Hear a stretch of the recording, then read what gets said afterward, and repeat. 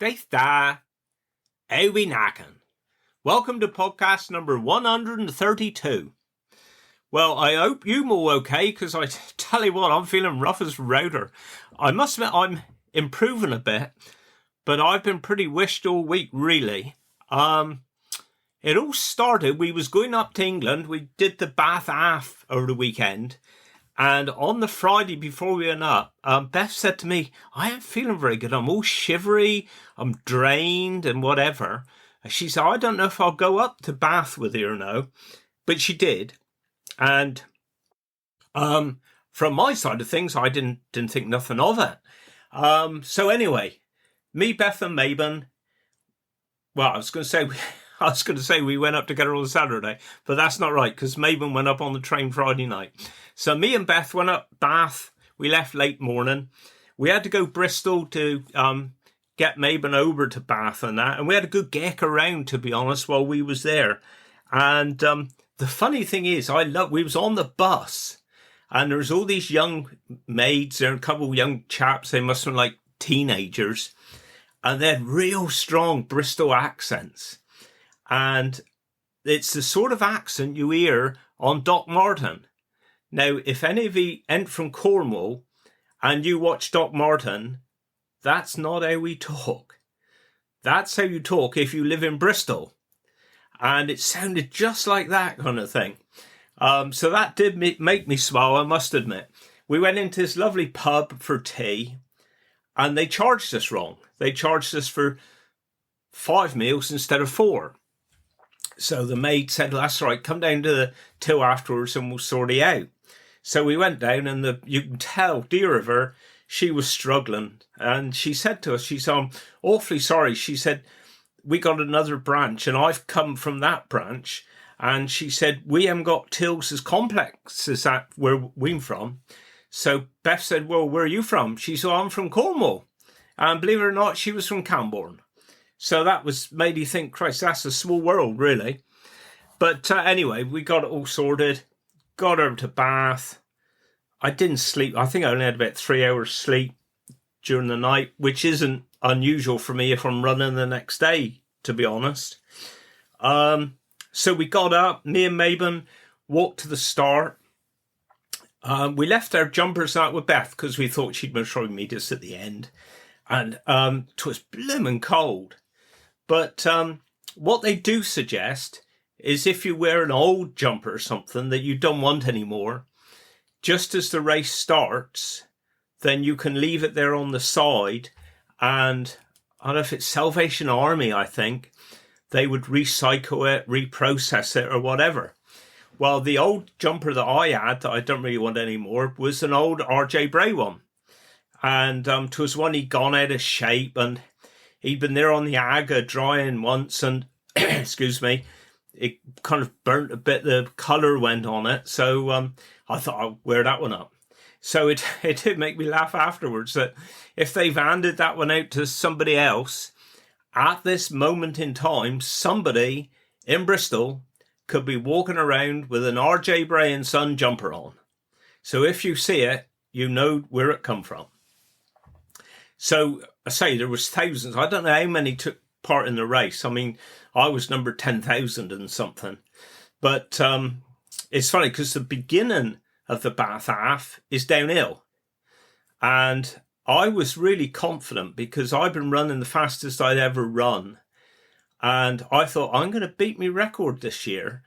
Mabon, on the other hand, she missed training sessions with niggles. We go out on a run together. She'd only run 4 miles and say, look, I got to stop. And I said, I can't stop because I'm the age now. If I'm running a long distance and I stop, it takes me half a mile to get back into it again. So I said, I ain't going to stop. So anyway, when you start a run, you're always fresh, you're geared up, the adrenaline, and you have to hold yourself back so you don't go off too fast. So you pace yourself right so that then you don't burn out before the end. So I was geared up. Right, I ain't going to go too fast. Just hold back and go from there. So we started off. We went over the start line. And right from the start, I'm thinking, hang on, I'm struggling here. My legs felt like lead. And I thought, I ain't holding myself back. I can't go any faster. And I thought, this is going to be a long race. So, and that was me run. Me and Mabel, we run together the whole time. She never stopped once. And Bath Half is pretty much a flat marathon. There are 2 or 3 little nips, but they're nothing really. But when we come to those nips, Mabel kind of dropped me. I dropped back, and I thought, what the hang's going on here? And then I'd catch her up again. And of course, when you get to the last, quarter half mile, that is uphill. It's a cruel, long drag. And when we got to the bottom, I thought, she's going to go in a minute. And she went and she left me. And there was nothing I could do about it. I couldn't. Last time I did it, year before last, crikey, I almost sprinted up there because I'd held myself back. Almost sprinted up there. So anyway, I got over the line. I think 2 years ago I did it 1:56. This year I did it in 2 hours, 2 minutes. So I was 6 minutes slower. But I couldn't understand it. I just couldn't understand it. Mabel finished, I think, 25, 30 seconds ahead of me. She did brilliant. So anyway, we stopped. Well, then I rung Beth. Well, she was still down in the town. So I thought, okay, so we'll walk down to her. Well, it took ages because, as you can imagine, it's packed. And it was freezing. It was dry. There was a bit of sun in and out, but that wind was bitter. And crikey, I was shivering, absolutely shivering.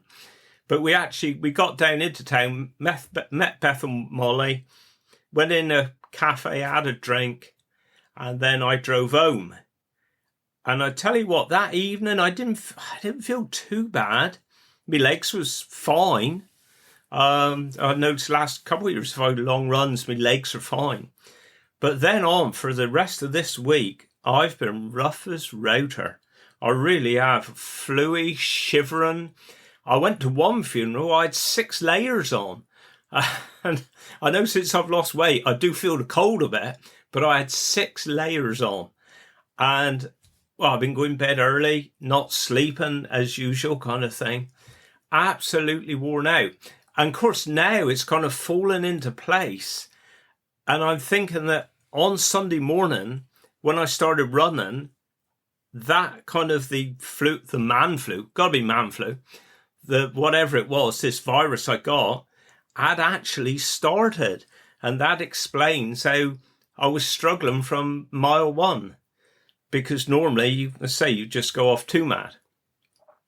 But anyway, it all went okay. I don't know if I'll do another one or no. I might do some 10Ks, perhaps, see how it goes. But, I mean, on the upside, I'm just going to have a look here now. I'll just pause a minute. Right, back again. Sorry about that. I should have done this before. On the upside, everybody, thank you so much for the donations you've given for the Alzheimer's Society. I mean, I just started it up a week ago. I thought if we raised 500 quid, that'd be fantastic. I'm just looking here now, and at the minute, there's £1,210 has been donated. So thank you so much to everyone. I was given another £20 this afternoon, which I got to put on. Absolutely brilliant. And, hopefully helping to fight Alzheimer's. So thank you, everyone. I really appreciate it. So that's it. So this week, I haven't done a single thing fitness-wise or anything. I haven't been out running with the dogs in the morning. I'm just absolutely whacked. So I'm hoping get the weekend out of the way. And, of course, what I got to do then is get the push bike out, because I haven't ridden a push bike for months now, which was unheard of 12, 18 months ago. But, of course, we're doing then the second part of this year's challenge, which is the 85 miles in, I don't know how many hours we got to do it, in the Scottish Islands. And, of course, you think you're fit. I remember years ago, we did, I might have said it in a previous podcast, we did our first London marathon, that was 2017. And then about 6 weeks later, we cycled London to Paris for Alzheimer's. And naively, I thought, well, I'm fit, I've run a marathon, I'll be fine. But of course, it's different muscles. And yeah, we did fine. And we did it at a decent pace. But I think we would have enjoyed it more if we'd done a little bit more cycling beforehand. But there we are. So, yeah, once again, thank you, everybody. But I've been feeling rough, I tell you, really have. So, anyway, back into work on Monday. One of our funerals we had was Joe. Now, Joe is someone I didn't actually know. They'd only moved into the area end of last year, I think it was. And it's something I'm saying a lot more these days. She was my age. And it's making me think, really, but she was the same age as me. I mean, there was a crowd there in church. I hardly knew anybody because obviously they hadn't lived here that long. So all their friends really were still from away. And then after that, I had Hazel's funeral from Delabole as well. On Tuesday, we had Mike's funeral out Rock, service in St Minver Church and burial. And Mike was a true character, I tell you. Come from a hang of a big family. And he must have been one of the last ones going, I think. But we really did have, a lovely service for him. We had St Piran's flag on the coffin and everything. And the sun was shining. It was a beautiful day. Absolutely was. And like yesterday as well, we was up Blisland yesterday.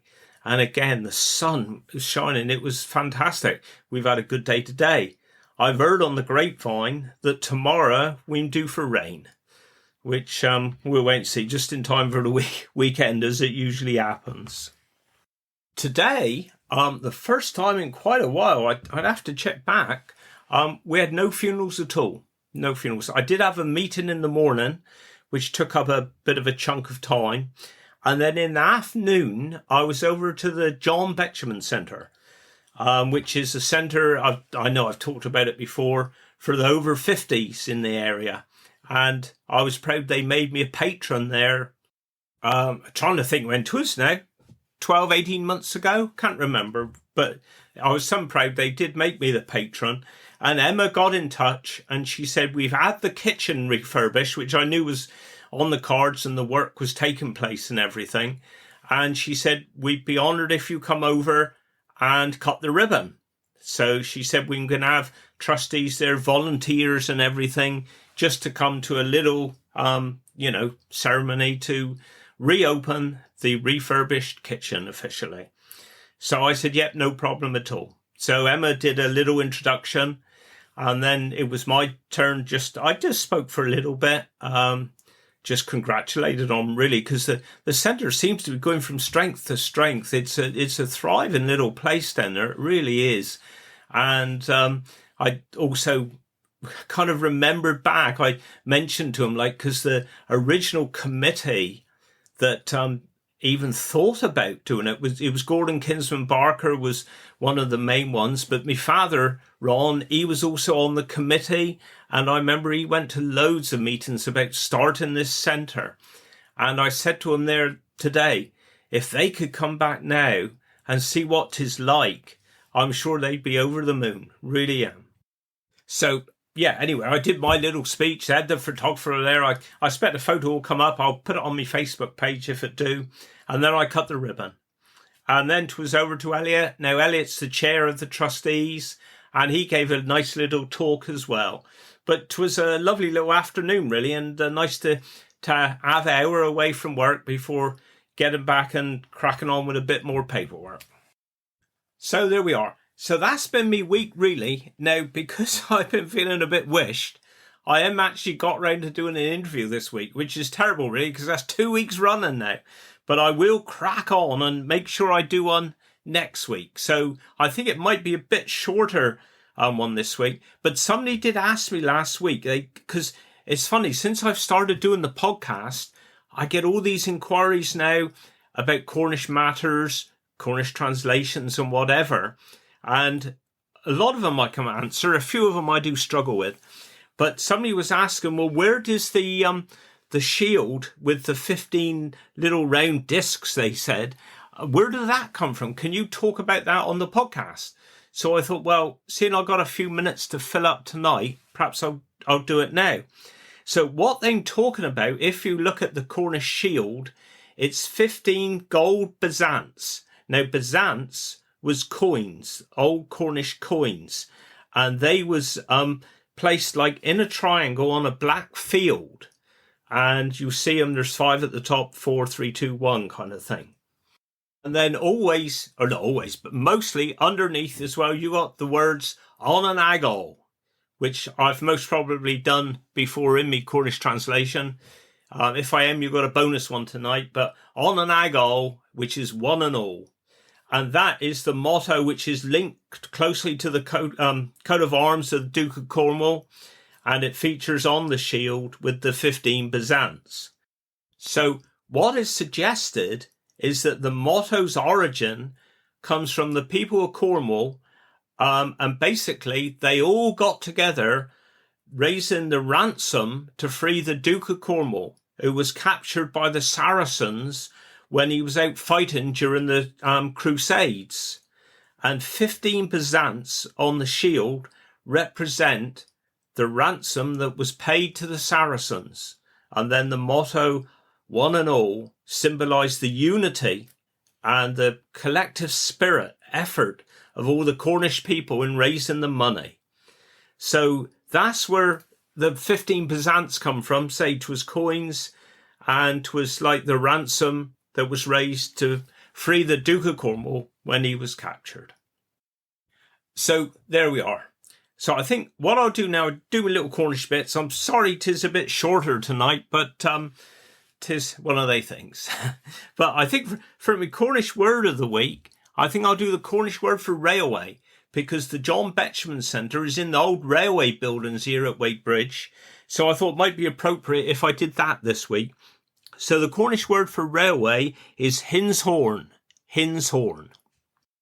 And then my dialect for the week, this is a booty word, this is, and it describes if you was to sit in front of the fire on a cold winter's night, and sit in front of the fire, and 'tis skriddle, skriddle. Now, how about that for a word? I haven't heard that one before. You may well have. If you have, let me know. But if you was to skriddle, it means you sat in front of the fire on a cold winter's night, which I'll tell you what, I wish I was doing on Sunday evening, I tell you. Right, well, there we are. I'll leave you now. Sorry it's a short one. Hopefully back to normal next week. But wish you well. Do Guinness. Carnobus Ficken.